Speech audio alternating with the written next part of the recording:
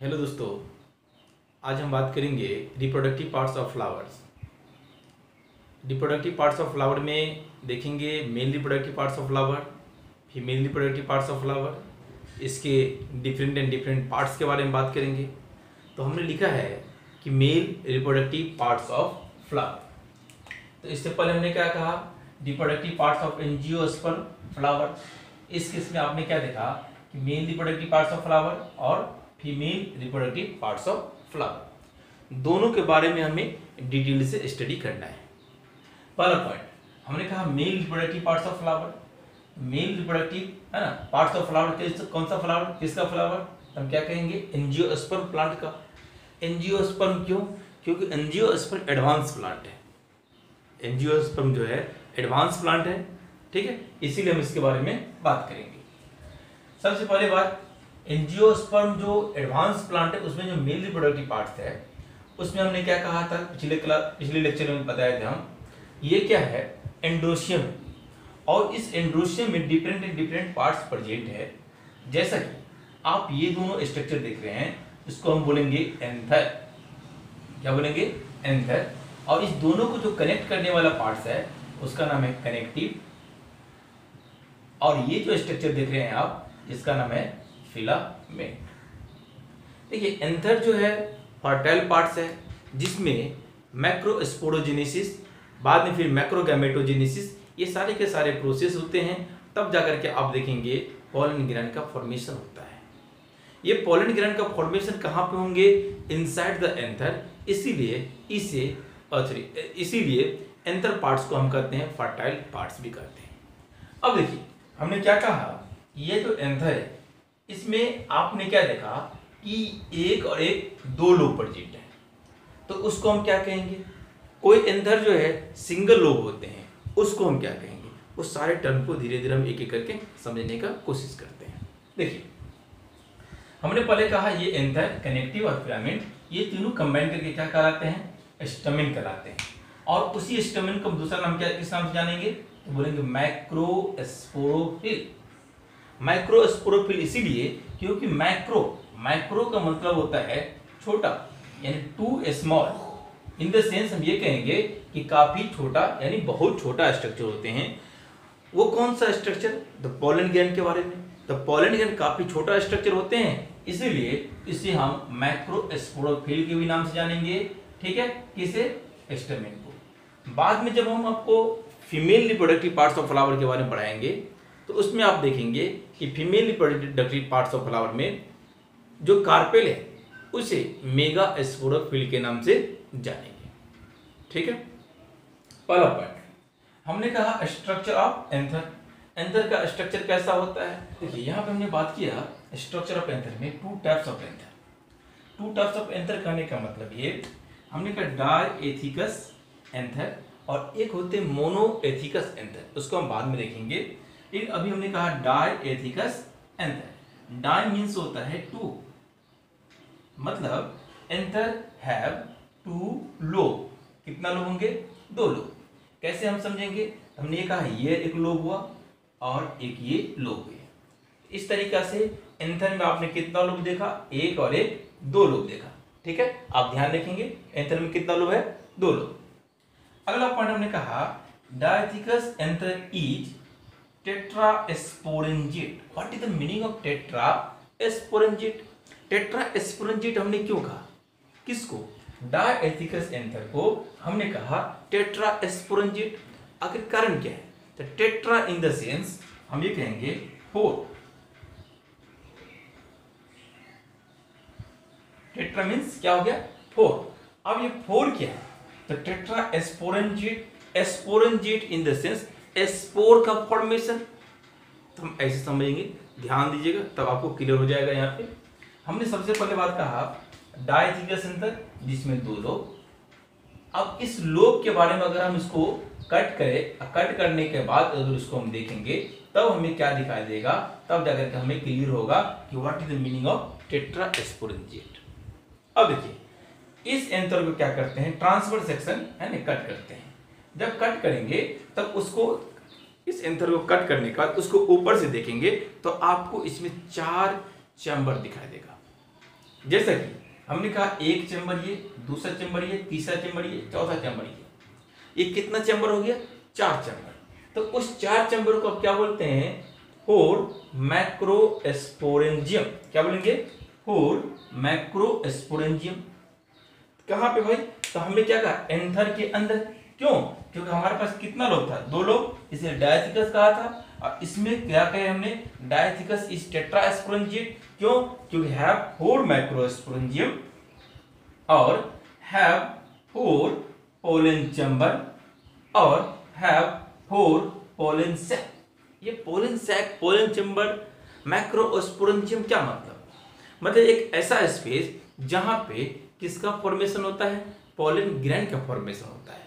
तो इसीलिए हमने क्या कहा? मैक्रोस्पोरेंजियम कहे हमने, इसलिए क्या कहा? पोलन चैम्बर कहा हमने, इसलिए इसे क्या कहा? पोलन सैक के नाम से कहा। तो किसको कहा? तो हमने क्या कहा? एंथर के अंदर जो स्पेस है, 4 स्पेस।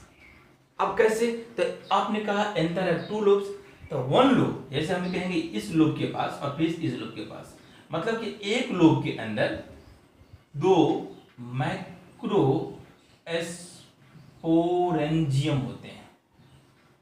बहुत इंटरेस्टिंग पॉइंट याद रखिएगा। हमने क्या कहा? Dithecous anther is tetrasporangiate in nature because have 4 macrosporangium और 4 पोलन चैम्बर और 4 pollen sac, because each anther lobe consists 2 macrosporangium. अब सोचने वाली बात है कि एक एंथर लोब के अंदर 2 मैक्रोस्पोरेंजियम है, तो इस तरीके से 2 लोब के अंदर कितना हो जाएंगे? 4।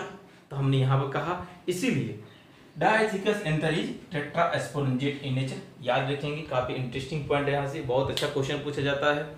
डायथिकस एंथर क्या है, मोनोएथिकस एंथर क्या है, दोनों में डिफरेंस आपको पूछ देगा। तो आपको डिफरेंस में एक बात बताना है कि dithecous anther is tetrasporangiate in nature because in dithecous anther have 4 pollen chamber या 4 पोलन सैक।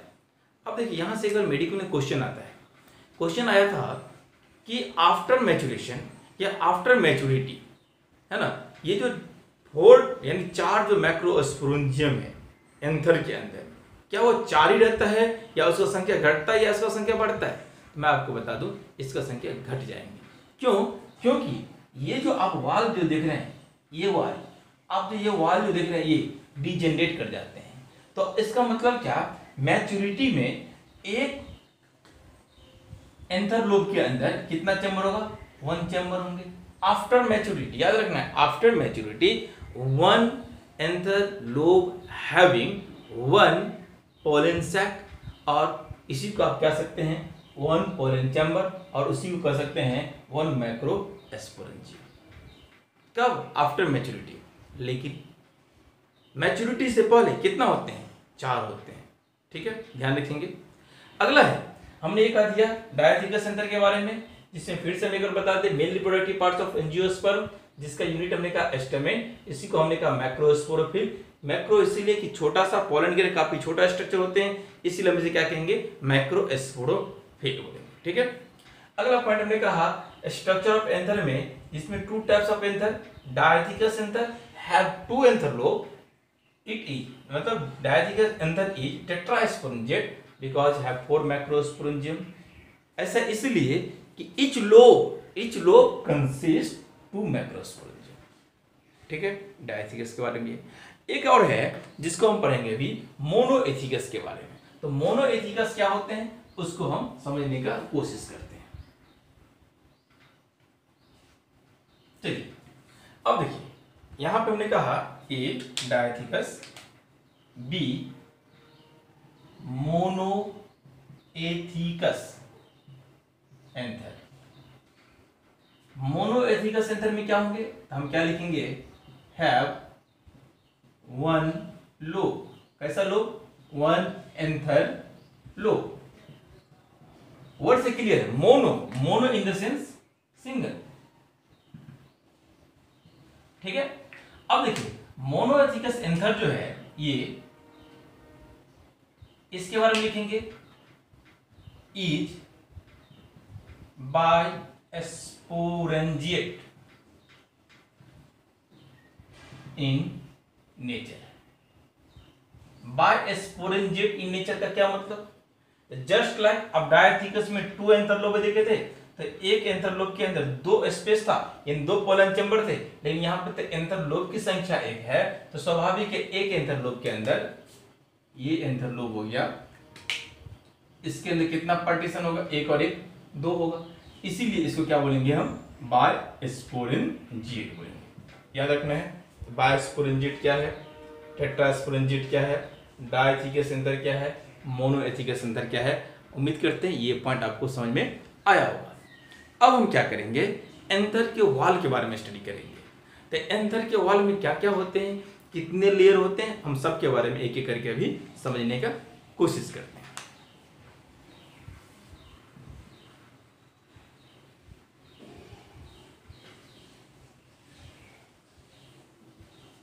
चलिए हम लिखेंगे एंथर वॉल, ठीक है। ये कहां पे? तो यहां पे लिखते डायरेक्ट एंथर कंसिस्ट क्या क्या? एक होंगे एंथर वॉल होगा, दूसरा होगा स्पोरोजीनस टिश्यू। हमने क्या कहा? Anther consist, anther wall, sporogenous tissue. अब ये स्पोरोजीनस टिश्यू क्या है? तो हम कहेंगे ग्रुप ऑफ माइक्रोस्पोर मदर से। हम इसके बारे में बाद में पढ़ेंगे, बट अभी आपको ध्यान रखना होगा कि anther wall have 4 layer. Anther wall have 4 layer, have 4 layer. पहला है एपिडर्मिस, दूसरा है एंडोथीसियम, तीसरा है मिडिल लेयर, चौथा है टैपेटम। हमने क्या कहा? Anther wall have 4 layer, epidermis, endothecium, middle layer and tapetum. जितने लेयर हमने लिखा 4 लेयर, इसमें सबका अपना अपना एक पार्टिकुलर फंक्शन है। जैसे एपिडर्मिस का फंक्शन क्या है? Help in protection, protection provide करेंगे। एंडोथीसियम का फंक्शन क्या है? Help in dehiscence of anther. और मिडिल लेयर का फंक्शन क्या है? Storage of food. और टैपेटम का फंक्शन है प्रोवाइड न्यूट्रिशन। अब देखिए हमने क्या कहा कि एंथर है 4 layer, epidermis, endothecium, middle layer और टैपेटम। तो एपिडर्मिस का फंक्शन क्या होगा? तो हमने कहा दिया प्रोटेक्शन प्रोवाइड करेगा। एंडोथीसियम का फंक्शन क्या होगा? Help in dehiscence of anther. Middle layer का फंक्शन क्या है? Storage of food. और टैपेटम का फंक्शन हो गया प्रोवाइड न्यूट्रिशन। अब यहाँ पे एक इंटरेस्टिंग पॉइंट आपको ध्यान रखना होगा कि सबसे बाहरी लेयर का नाम क्या है? जो एपिडर्मिस है, तो वो क्या हो जाएगा? Outer most. और सबसे अंदर क्या हो जाएंगे? इनर मोस्ट, जिसका हो जाएगा टैपेटम, इनर मोस्ट। तो outer most to inner most. अगर हम बाहर से अंदर की ओर जाएंगे तो आउटर मोस्ट हो जाएगा एपिडर्मिस, सबसे अंदर क्या हो जाएंगे? टैपेटम। तो सबका हमने फंक्शन देखा और हमने उसके टर्म और उसके नोमेनक्लेचर को देखा। अगला क्लास जो हम बताएंगे कि how pollen grain are formed inside anther. Anther के अंदर किस तरीका से पोलन ग्रेन का फॉर्मेशन होते हैं। ये सारे के सारे टॉपिक को हमें पूरे डिटेल में पढ़ना है और उम्मीद करते हैं अगला लेक्चर में आपको वो पूरा का पूरा जो पोलन ग्रेन का फॉर्मेशन है, इसमें हैप्लोइडी, डिप्लोइडी, कौन कौन से सेल स्टेज होते हैं, हम सब के बारे में पढ़ेंगे। ठीक है। अगर आप मेरे चैनल पर पहले बार आए हैं तो आप मेरे चैनल को सब्सक्राइब कर लीजिए, शेयर कीजिए अपने दोस्तों के साथ, जिससे आपके दोस्तों को भी क्या हो? फायदा हो। ठीक है। और कोई भी परेशानी हो तो आप हमारे कमेंट बॉक्स में आकर के कमेंट कर सकते हैं, हम आपको इसका सोल्यूशन जरूर देंगे। Thank you.